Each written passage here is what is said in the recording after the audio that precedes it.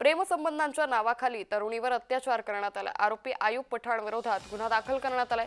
छत्रपती संभाजीनगरमधील ही घटना सध्या समोर आली आहे। छत्रपती संभाजीनगरमध्ये प्रेमसंबंधातून निर्माण झालेल्या विश्वासाचा गैरफायदा घेत एका 28 वर्षीय तरुणानं मैत्रिणीवर दीर्घकाळापर्यंत मानसिक आणि शारीरिक अत्याचार केल्याची धक्कादायक घटना समोर आली आहे। पीडितेच्या तक्रारीनुसार आरोपीनं वेळोवेळी जबरदस्तीनं शारीरिक संबंध ठेवल्याप्रकरणी गुन्हा दाखल करण्यात आलाय। आरोपी आयुब अमीर पठाण तसंच या दोघांची 2021 मध्ये ओळख झाली। यानंतर त्या दोघांमध्ये मैत्री झाली। मैत्रीचं रूपांतर प्रेमात झालं। फिर्यादी तिच्या मैत्रिणीसोबत सातारा परिसरात राहत असताना आरोपीनं फिर्यादीला बुरखा घालण्यास, मांस काढण्यास, टिकलीनं लावण्यास सांगितल्यानं त्याने मैत्रीचे संबंध तोडून टाकले। या संदर्भात अधिक माहिती घेऊयात आमचे प्रतिनिधी विजय चेडे यांच्याकडून। विजय, प्रेमसंबंधाच्या नावाखाली या आरोपीनं या पीडित तरुणीवर अत्याचार केला, काय अधिक माहिती? नक्कीच अंकिता, हा धक्कादायक प्रकार जो आहे तो छत्रपती संभाजीनगरमध्ये घडलेला आहे।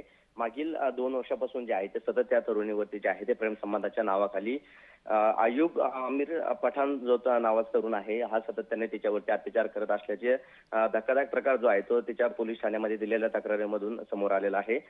दोघांची मैत्री जी आहे, दोघेही एकाच गावातील होते। छत्रपती संभाजीनगर येथे काही कामानिमित्त त्या ठिकाणीच राहत होते।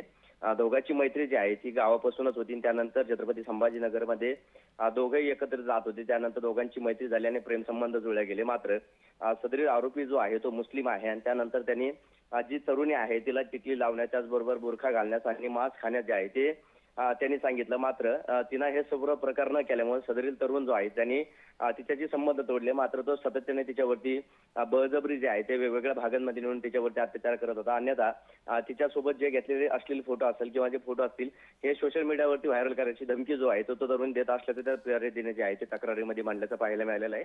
आणि या प्रकरणी आता चिकलठाणा पोलीस ठाण्यामध्ये गुन्हा देखील दाखल करण्यात आला असून आता आरोपीला पोलिसांनी ताब्यात देखील घेतलेला। या प्रकरणी पोलीस आता अधिकचा तपास करत आहे। निश्चित, त्यामुळे एकंदरीतच पोलीस तपासात आता आणखी काय नेमकं उघड होतं हे पाहणं महत्त्वाचं ठरेल। धन्यवाद विजय, आपण दिलेल्या सविस्तर माहितीसाठी।